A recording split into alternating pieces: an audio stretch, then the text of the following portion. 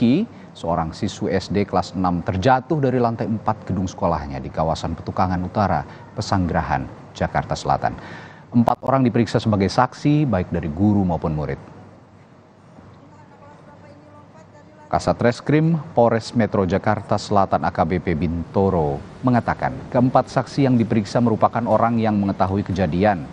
Polisi telah menggelar olah tempat kejadian perkara dan telah mengamankan barang bukti seperti kursi yang diduga digunakan korban sebagai pijakan sebelum meloncat dan kamera pengawas atau CCTV yang merekam peristiwa itu.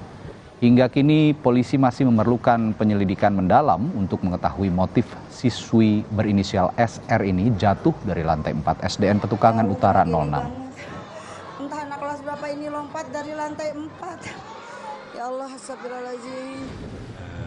Yang bersangkutan korban atas nama SR ini loncat.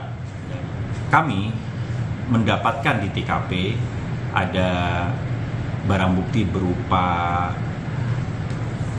tempat duduk yang mana digunakan untuk yang bersangkutan memanjat dan melompat. Kami juga mendapatkan CCTV yang ada kaitannya dengan kejadian tersebut. Saat ini Polres Jakarta Selatan masih mendalami peristiwa ini dan akan mencari tahu motif yang bersangkutan.